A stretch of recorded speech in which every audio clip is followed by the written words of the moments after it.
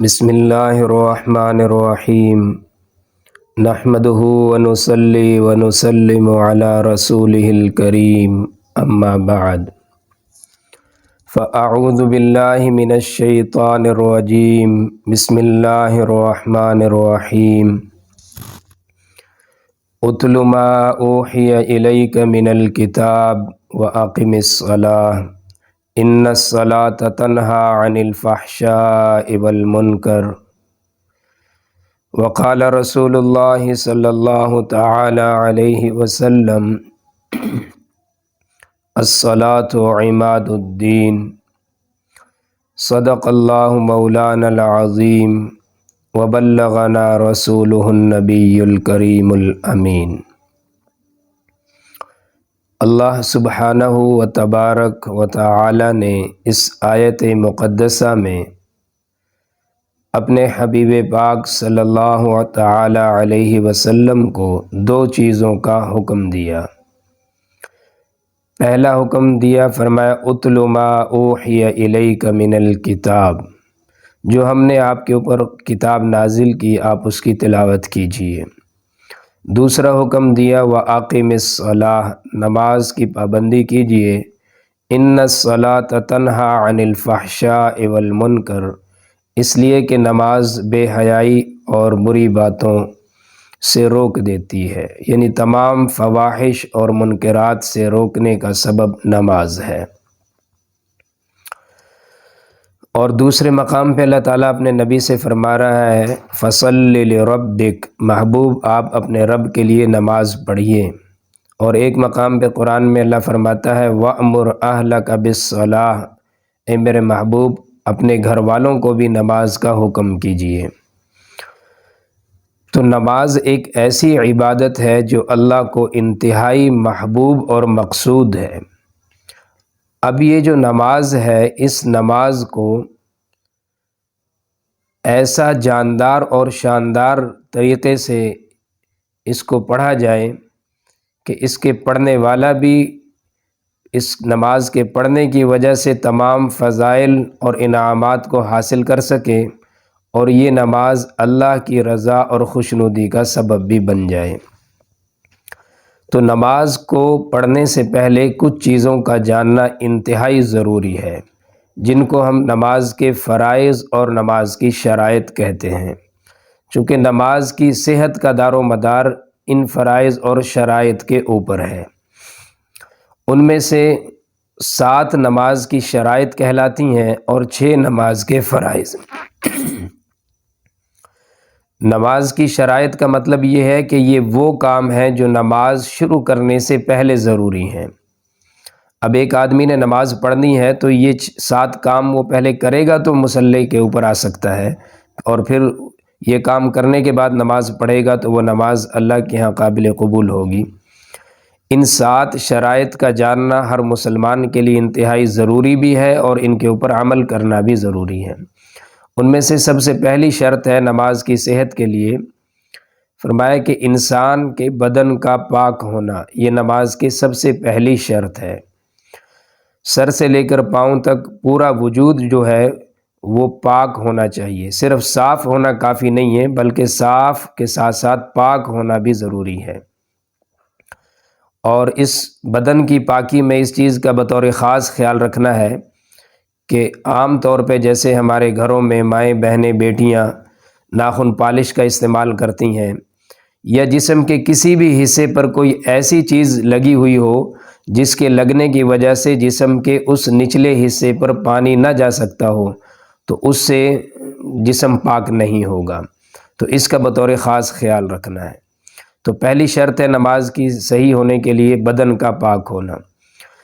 دوسری شرط ہے نماز کے صحیح ہونے کے لیے کہ انسان کا جو لباس ہے وہ پاک اور صاف ہونا چاہیے۔ اب لباس میں وہ تمام چیزیں داخل ہیں جو دوران نماز انسان کے وجود کے اوپر ہوتی ہیں۔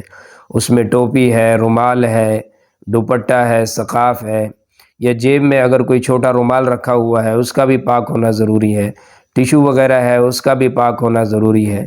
عام طور پہ یہاں پہ تھوڑی سی غفلت ہم سے یہ ہو جاتی ہے، اگر کسی انسان کے جسم پہ کوئی زخم ہے، اس نے اس زخم کو ٹیشو سے یا چھوٹے رومال سے صاف کیا، اب اس سے جو خون یا جو بھی ریشہ وغیرہ نکلا وہ تو اس ٹیشو یا اس رومال کے اوپر لگا ہوا ہے، اس نے صاف کرنے کے بعد اس رومال کو یا ٹیشو کو جیب کے اندر رکھ لیا اور اسی کے ساتھ وہ نماز میں کھڑا ہو گیا تو اس کی نماز درست نہیں ہوگی، اس لیے کہ اس کے لباس کے اندر ایک ناپاک چیز شامل ہو گئی۔ تو ان تمام چیزوں کا خیال رکھنا یہ انتہائی ضروری ہے کہ نمبر 2 لباس کا پاک ہونا، نمبر 3 یہ کہ جس جگہ پہ ہم نماز پڑھنے لگے ہیں وہ جگہ بھی پاک صاف ہونی چاہیے، اس میں جائے نماز ہے اور جس جگہ پہ ہم جائے نماز بچھانے لگے ہیں وہ جگہ بھی پاک ہونا ضروری ہے۔ چوتھی شرط یہ ہے کہ انسان کا جو سطر ہے وہ دوران نماز چھپا ہوا ہونا چاہیے۔ مرد کا سطر ناف سے لے کر گھٹنے تک ہے اور عورت کا سارا جسم سطر ہے سوائے چہرے کے اور ہتھیلیاں اور ٹخنوں تک پاؤں، یہ کھلے رہیں تو نماز درست ہے۔ اس کے علاوہ اگر اس کے جسم کا کوئی بھی حصہ ایک رکن کی مقدار ظاہر ہو گیا، اس سے کپڑا ہٹ گیا تو نماز اس کی باطل ہو جائے گی۔ پانچویں نماز کی شرط یہ ہے کہ جو نماز ہم پڑھنے لگے ہیں اس نماز کا وقت ہونا یہ بھی ضروری ہے، یعنی ابھی اگر بالفرض کوئی آدمی نماز ظہر ادا کرتا ہے تو وہ ظہر کے وقت کے اندر ہی اس نماز کو پڑھ سکتا ہے۔ اگر کوئی ظہر کا ٹائم داخل ہونے سے پہلے نماز ظہر پڑھے گا یا ظہر کا وقت ختم ہونے کے بعد نماز ظہر کو پڑھے گا تو اس کی نماز درست نہیں ہوگی۔ تو نماز کے وقت کا ہونا یہ نماز کے صحیح ہونے کی پانچویں شرط ہے۔ اور چھٹی شرط یہ ہے کہ انسان کا نماز پڑھنے سے پہلے رخ جو ہے وہ قبلہ کی طرف ہونا ضروری ہے، یعنی اپنی سمت جو ہے رخ قبلہ کی طرف کرے اور پھر نماز کو شروع کرے، یہ نماز کے صحیح ہونے کی چھٹی شرط ہے۔ ساتویں شرط یہ ہے کہ دل میں نماز کی نیت کرے کہ میں جو بھی نماز وہ پڑھنے لگا ہے، فجر ہے، ظہر ہے، فرض ہیں یا سنتیں ہیں، نوافل ہیں یا وتر ہیں، جو بھی نماز جس ٹائم کی بھی اس نے نماز پڑھنی ہے اس نماز کی نیت دل میں ہونا یہ بھی ضروری ہے۔ اور نیت جو عربی والی نیت ہے اگر اس کو پڑھ لیا جائے تو زیادہ بہتر ہے۔ انی وجہت وجہی للذی فطر السماوات والارض حنیفا وما انا من المشرکین، لیکن کوئی بھی نیت کا زبان سے دہرانا ضروری نہیں ہے، اس لیے کہ نیت کی تعریف ہی علماء نے یہ لکھی ہے کہ نیت اسے کہتے ہیں جو دل سے ارادہ کیا جائے۔ تو جب ایک آدمی مصلی پہ آیا ہے تو وہ اس کے دل میں تو یہ ارادہ ہوتا ہے کہ میں ظہر کی نماز پڑھنے کے لیے آیا ہوں یا میں فرض پڑھنا چاہتا ہوں یا سنتیں پڑھنا چاہتا ہوں۔ اب اگر وہ اس کا اظہار زبان سے نہ بھی کرے تو کوئی حرج نہیں ہے، لیکن اگر وہ کر لیتا ہے زبان سے تو اس میں کوئی گناہ اور کوئی قباحت بھی نہیں ہے۔ تو یہ 7 چیزیں تھیں جو نماز شروع کرنے سے پہلے ضروری تھیں۔ اب ہم نماز شروع کرنے لگے ہیں تو 6 چیزیں ایسی ہیں جو دوران نماز ضروری ہیں، جن کو نماز کے فرائض کہا جاتا ہے۔ ان میں سب سے پہلا فرض نماز کا یہ ہے کہ تکبیر تحریمہ کا کہنا یہ نماز کا سب سے پہلا فرض ہے۔ تکبیر تحریمہ کا مطلب کہ جب ہم نیت کرنے کے بعد جب ہم نماز شروع کریں گے اور جو ہم نے سب سے پہلی مرتبہ اللہ اکبر کہنا ہے اس کو تکبیر تحریمہ کہتے ہیں۔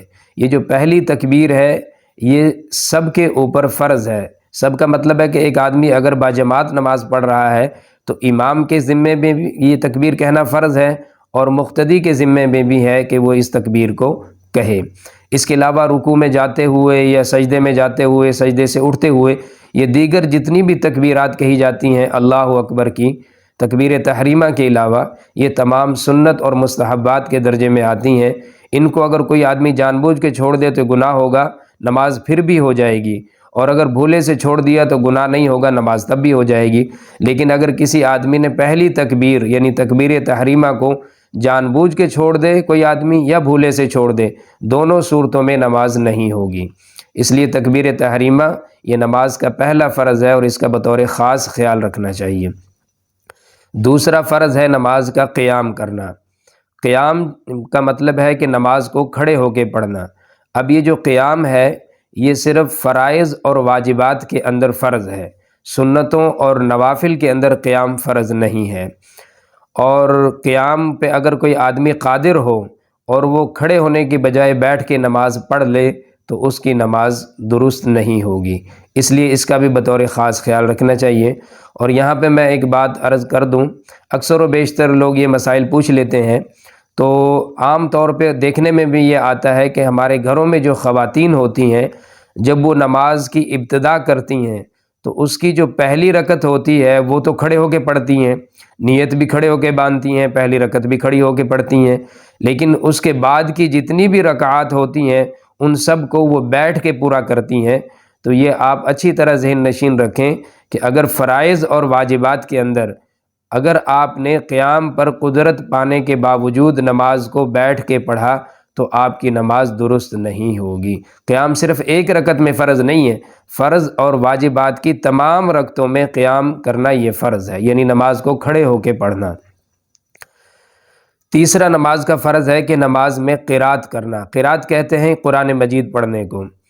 تو کتنی قرات فرض نمازوں میں کی جائے جس سے فرض ادا ہو سکتا ہو؟ تو علماء اکرام فرماتے ہیں کہ ایک بڑی آیت یا چھوٹی 3 آیتیں جو بڑی ایک آیت کے برابر ہوں، یعنی بڑی آیت اگر کسی آدمی نے پڑھنی ہے تو وہ کم از کم اتنی ہو کہ چھوٹی 3 آیتوں کے برابر ہو، اور چھوٹی 3 آیتیں جیسے قرآن مجید کی سب سے چھوٹی صورت ہے سورۃ الکوثر، اس میں 3 ہی آیات ہیں، تو اگر کسی آدمی نے بڑی آیت پڑھنی ہے تو کم از کم اس کی مقدار اتنی ہونی چاہیے جتنی سورۃ الکوثر کی ہے۔ باقی اس سے زیادہ کوئی آدمی جتنا زیادہ قرآن پڑھے گا اتنا زیادہ اللہ کے ہاں اجر و ثواب حاصل کرے گا۔ تو تیسرا فرض ہے نماز کا قرات کرنا۔ چوتھا فرض ہے نماز کا رکوع کرنا، کہ رکوع اس طریقے سے کیا جائے کہ سر اور کمر بالکل بیلنس ہو جائے اور ہاتھوں سے گھٹنوں کو اچھی طرح مضبوطی سے پکڑا جائے۔ عام طور پہ ہم رکوع کو صحیح طریقے سے ادا نہیں کرتے بلکہ ہلکا سا جھکتے ہیں جیسا کہ خواتین رکوع کرتی ہیں، تو مردوں کو چاہیے رکوع کو اچھے طریقے سے اطمینان سے ادا کیا جائے۔ یہ نماز کا تیسرا فرض ہے۔ چوتھا فرض ہے۔ اور نماز کا 5واں فرض یہ ہے کہ دونوں سجدوں کو اچھے طریقے سے ادا کیا جائے۔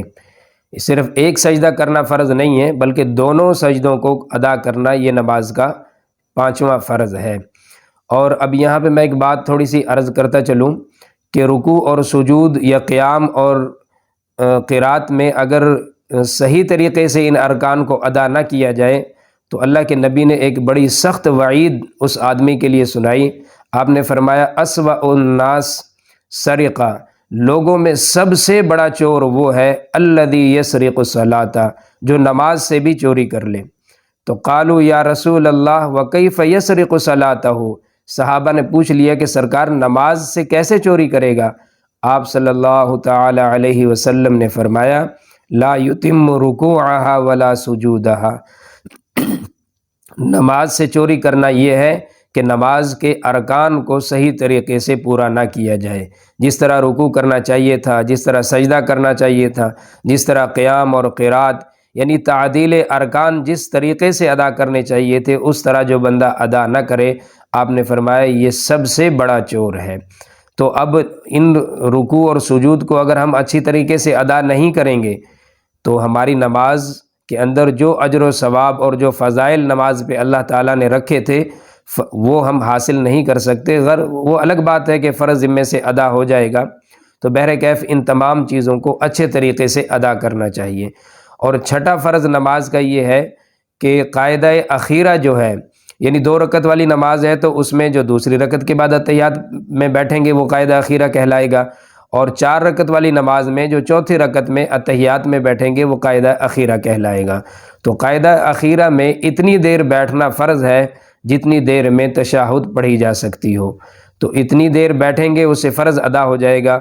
باقی یہ ہے کہ درود شریف پڑھنا، رب اجعلنی پڑھنا، یہ اس کے علاوہ باقی جتنی دعائیں احادیث مبارکہ میں اللہ کے نبی نے بیان فرمائی وہ تمام سنت اور مستحبات کے درجے میں ہیں۔ جب ہم سنت پہ عمل کریں گے تو فرائض اس کے اندر خود بخود شامل ہو جائیں گے۔ تو میری اللہ تعالیٰ سے دعا ہے کہ اللہ تعالیٰ ہم سب کو اور سارے مسلمانوں کو نماز کی ان 7 شرائط کو اور 6 فرائض کو مد نظر رکھتے ہوئے نماز کو احسن طریقے سے ادا کرنے کی توفیق نصیب فرمائے۔ وآخر دعوانا ان الحمد للہ رب العالمین۔